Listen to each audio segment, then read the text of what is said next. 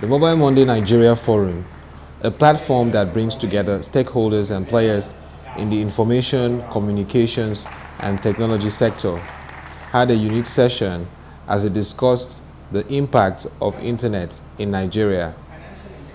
From the report of the Dalberg Group on the internet and mobile penetration in Nigeria and Africa to the Q&A session, there was a lot of insight on the prospect and possibility of the internet as a vehicle for transforming the economic landscape of the nation. So we've seen a lot of reports that are talking about the economic impact. What is the ICT industry contributing to GDP growth? It was starting to become a common theme. We started asking ourselves, but what are we seeing beyond that? What is the role that the internet plays as an enabler of growth, both socially and economically? Across the continent, we are dealing with a range of challenges which are often inhibited by some of the infrastructural, developmental challenges that in health, education, looking at infrastructure. And so we wanted to start at posing the question, where are we seeing impact, and is the internet having an impact on not only economic growth, but social development as well? Great, so after a 3-month study, we talked to a range of people, looked at over 1,300, spoke with over 1,300 businesses and SMEs across Ghana, Nigeria, Kenya, and Senegal. And we came back with a few views which we'd like to share with you here, which really answered one question. Let me just give you an anecdote. I've been talking about this report since we launched in, I think it was April of this year. And I was recently on an interview with the BBC. And the woman opened the interview, there were 4 of us, and said, okay, I have one question, I want a yes or no answer. Has technology failed Africa? And she was very sharp and very stern in saying, yes or no, yes or no, yes or no. And my answer was, we're just not there yet. So what I'd like to talk to you about is what we've been seeing from the findings of our study, which is there's a lot happening. So I'd like to share the good, the bad, and what I think the real answer was, which is there's a lot of unfulfilled potential that we've yet to see. We've seen rapid penetration of mobile, first and foremost, over in Nigeria. I think it's over 75% of people have mobile phones. Across Africa, between 1998 and 2013, we went from 0.5% penetration to over the 63%. Next. In addition, across Nigeria, over 30% internet penetration, largely building on the back of mobile penetration, which we're seeing. Next. And then to my point about the impact on economic growth, so the World Bank has done a study that showed a correlation between a 10% increase in broadband penetration correlating with a 1.38% increase in GDP. And that correlation, what I find most exciting is, while it is a correlation, increasingly we're seeing evidence of the causation between the access to internet and the impact on the economy. Next. Yeah, so across the board what we're seeing is that the internet, mobile phones, what have you, this is no longer a luxury good. It was introduced in the developing world, it developed world in that way. But across emerging markets, this is no longer a luxury good. This is actually a necessity and a key driver of growth. But one of the key questions I always ask is, what kind of consumer protection policies do we have in Nigeria? How effective are they? Do you as a consumer know what your rights are? What's your recourse? Those are the questions that we don't necessarily have addressed as yet. And for me, the Dalberg report begins to bring that to the forefront of our mind. Within Google, my work is around leading policy and engagement with government particularly, because we understand that where we have a thriving ecosystem, and that means private businesses can work, it means that the right policies and regulations are in place, and that it also means you have an engaged populace. Then everybody literally can slightly make some more money.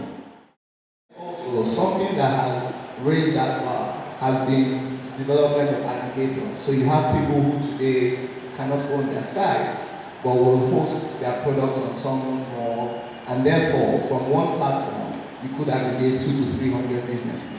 And guys like you connect do a great job as well. By listing close to 1 million businesses, it does give those businesses, and if you look at those numbers, 800,000 clients out of 4 million structured businesses, as Midan says, is 20% of the formal SME ecosystem. So those are pretty great numbers from a developing economy. The way I see the internet is basically the internet is an agent of disruption in Nigeria, and especially just looking at the population in Nigeria, you have a lot of young people, and because more than 60% of young people in Nigeria are under the age of 30, and as a result of that, that's a huge demographic dividend. And just thinking about the demographic dividend, in order to be able to engage corporate Nigeria, in order to be able to start businesses, it's a fantastic opportunity for you to disrupt industries.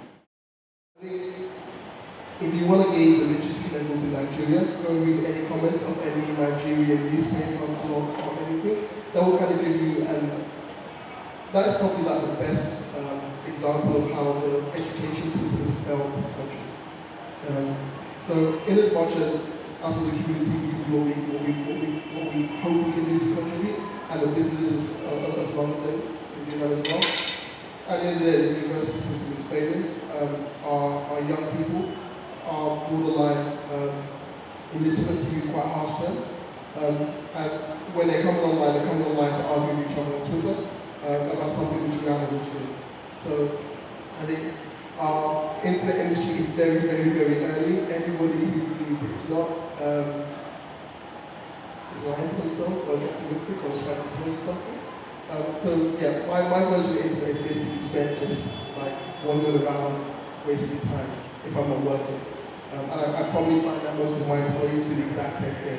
So when I wander around the office, I look at their computer screens, they're always trying to get off Conga or Facebook or maybe Wikipedia or something like that. So I think we need to be realistic about the nature of the internet today and try and build things which will hopefully add some value to people's lives beyond what's working minus science. I guess one thing that kept coming in my mind as I thought about this question, how many Nigerian businesses are online? I think it's easy for us sometimes to think about a Nigerian business being online in that sense of a business having a website posted on the internet. And that's kind of the way we define it. And as someone mentioned, Google has done a lot of good work bringing Nigerian businesses online to post their websites, and BConnect has done all kinds of interesting things in getting businesses to kind of have a physical presence online. But if we broaden the definition of what it means to be online a little bit more, I think there's a few more businesses that are online. So,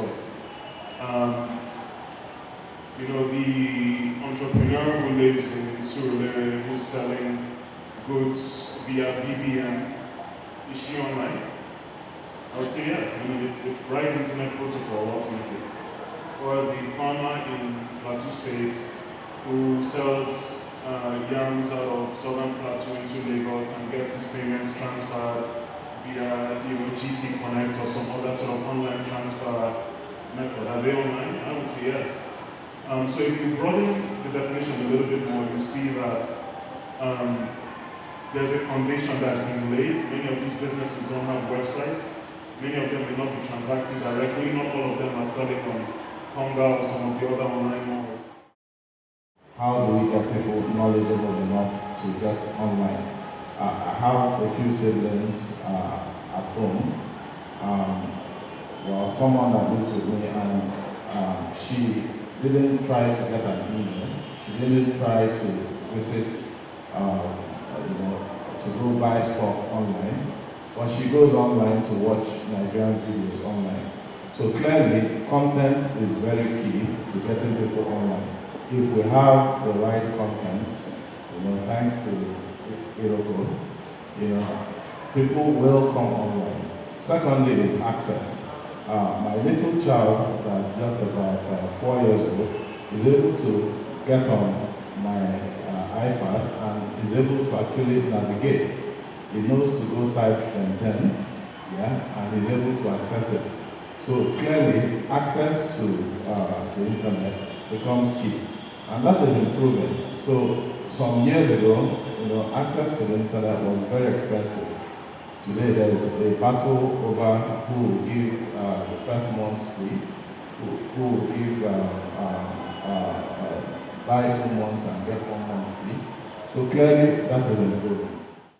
For sustainable development and growth of the internet and mobile industry, viable policies, strategic network, more avenues for creativity and innovation will be required to unlock the potentials of this sector.